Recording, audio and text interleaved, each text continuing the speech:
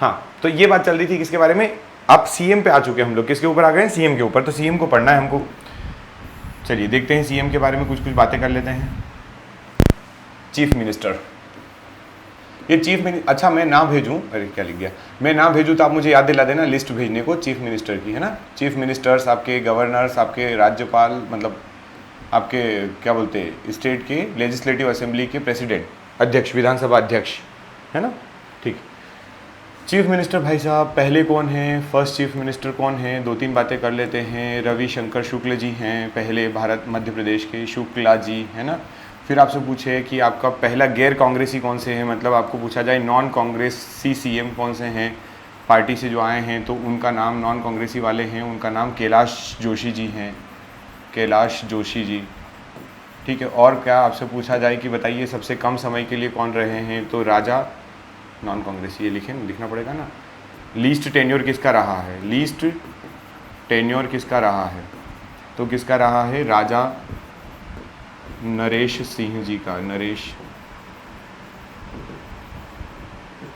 है ना। ठीक है, क्या हो गया,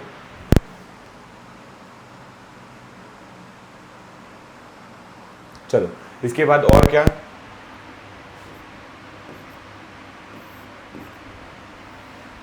चीफ मिनिस्टर के बारे में और बात करें तो चीफ मिनिस्टर आपको टोटल रैंकिंग देख लेना है, पता चल जाएगा आपको कि कितने हैं मध्य प्रदेश में, अभी वर्तमान में कौन है एट प्रेजेंट, है ना। तो आप बोल दोगे कि क्या बोल रहा हूँ मैं, अरे मैं दिमाग कहाँ जा रहा है आज, करंट सीएम। देखो बताओ, करंट सीएम के लिए मैं सोच रहा हूँ कि मैं क्या बता रहा हूँ आपको। करंट सीएम कौन है, शिवराज सिंह जी, शिवराज सिंह जी। शिवराज सिंह जी के बारे में दो बातें याद रखना यार।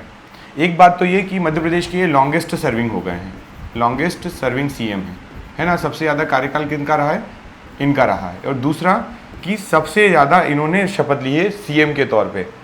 क्या बोल रहे हो विकास जी, आर.एस. शुक्ला किस पार्टी की, अरे उस समय सोचने की क्या जरूरत है, ये तो बिना तुक्का मार के बोल दो ये कांग्रेस के ही होंगे, देख लेना आप, आईएनसी के ही निकलेंगे ये। क्योंकि जब आप बोल रहे हो कि पहले नॉन कांग्रेसी कैलाश जोशी जी हैं, तो पक्का ये कांग्रेस ही रहे होंगे। और उस समय 1956 में तो चल ही हो रही थी पार्टी। आप क्या बोलेंगे, मैक्सिमम टाइम ओथ टेकन, ऐसा कुछ है ना। सबसे ज़्यादा बार किसने शपथ ली है, तो इन्होंने ली है 4 बार, 4 टाइम्स। किसने, हमारे सीएम ने। ठीक है, चलो इतनी बातें सीएम के बारे में याद रखेंगे। और सीएम के बारे में क्या क्या, तो अब ये सीएम क्या करता है, तो इनकी पावर में देख लेते हैं। तो पहली चीज़, सीएम जो होते हैं ना, सीएम क्या कर सकते हैं, he suggest the name for council of minister, है ना, टू दी गवर्नर। ये गवर्नर को क्या बोलते हैं कि ये व्यक्ति क्या बनना चाहिए, ये बनना चाहिए मंत्री, मतलब इसको आप डायरेक्ट क्या बोल देंगे, मंत्री बनना चाहिए। तो मंत्री बनने के लिए कौन बोलता है, बनाने के लिए व्यक्ति का नाम नॉमिनेट कौन करता है, तो आप बोलेंगे कि वो,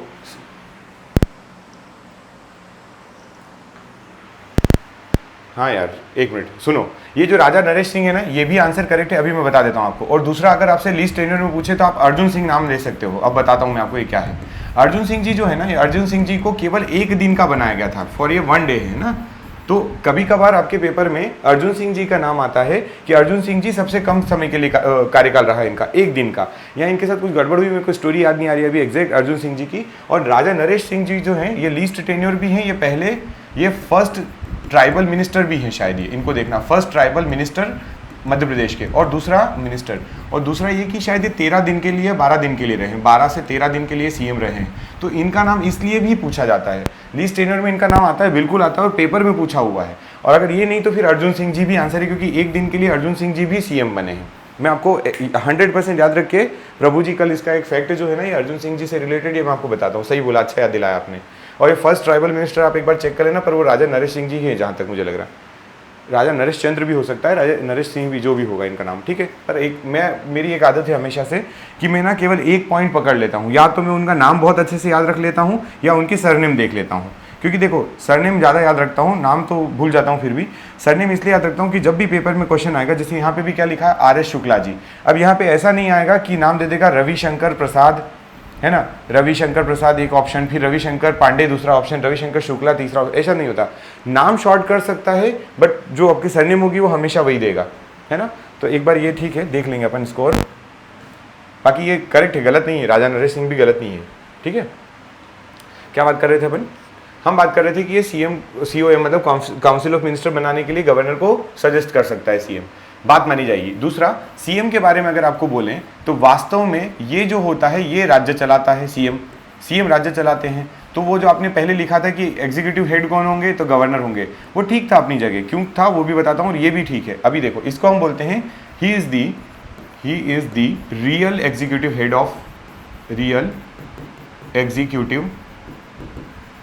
हेड ऑफ द स्टेट। ऐसा क्यों बोला जा रहा है? क्योंकि ये जो CM जो है इन्हीं के हाथ में सारा काम होता है, यही सब कुछ संभालते हैं, इन्हीं के अंडर में COM होती है, यही सब नीति निर्माण में काम करते हैं। तो वास्तविक कार्यपालिका के जो प्रमुख होता है, क्या बोलेंगे, वास्तविक रूप में कार्यपालिका प्रमुख कौन होता है? तो आप आंसर करेंगे CM होता है। कार्यपालिका प्रमुख कौन होते हैं? तो हमारे CM होते हैं, ठीक है। अब उनको आपने नाम मात्र का क्यों बोला? क्योंकि CM जो भी निर्णय लेते हैं वो पूछने किससे जाते हैं? वो पूछने जाते हैं अपने गवर्नर से, ठीक है। Difference between legislative assembly and council, ओहो आप तो पीछे ही चले गए, कल क्लास स्टार्ट हुई थी वहीं पे। कुछ नहीं होता है, देखो जरा, जैसे पार्लियामेंट थी ना, अब सुनना, अब ये मत बोलना कि पार्लियामेंट क्यों बता रहे हो, संसद थी ना, उस संसद में आपने 2 सदन बोले थे, आपने एक बोला था कि लोकसभा और दूसरी आपकी राज्यसभा।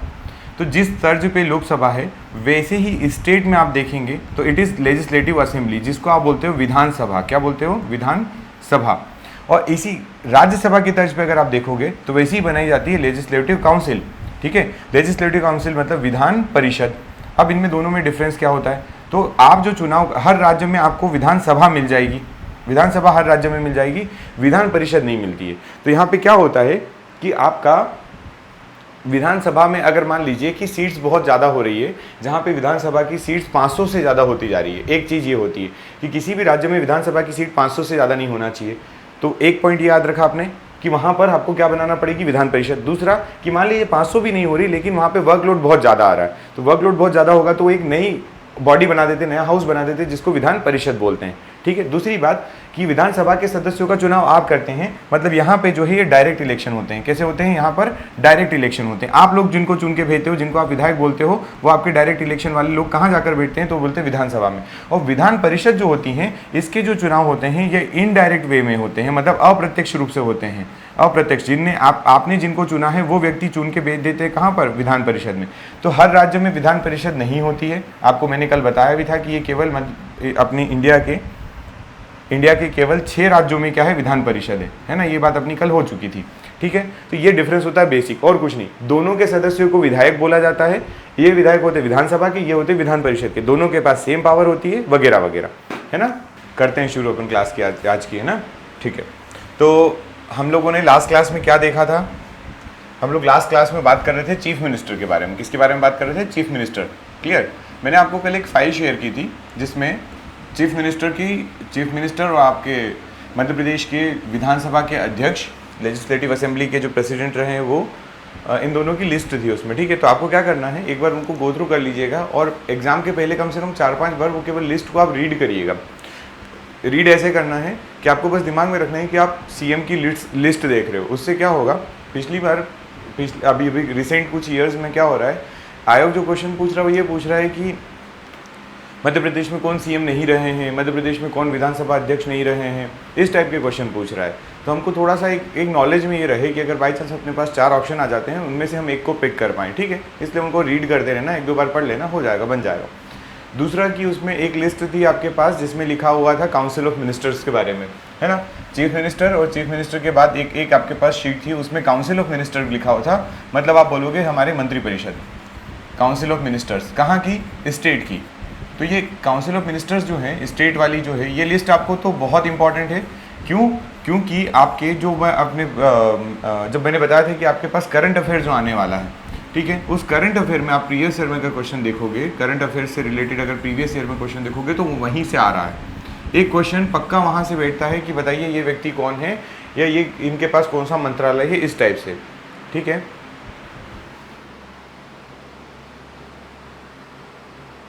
क्यों अरुण जी, क्या दिक्कत है? 8 बजे से स्टार्ट किया करो, थैंक यू। और कोई ऑर्डर सर आपका?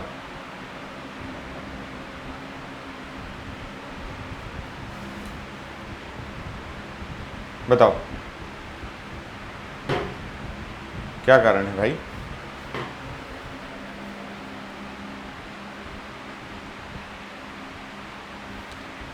है ना, तो ये आपको पढ़ना पड़ेगा। मैंने आपको फाइल शेयर कर दी है, आप उस फाइल से इसको रीड कर लीजिएगा, बन जाएगा। ठीक, तो ये तो बात हो गई प्रीवियस जो हम पढ़ रहे थे उनकी। अब हम आज स्टार्ट करने वाले हैं सीएम के बारे में। मैंने आपको बता ही दिया है कि ये सीएम कौन होता है। तो इनके बारे में एक इम्पॉर्टेंट फैक्ट ये है कि कोई भी व्यक्ति सीएम बनाया जा सकता है।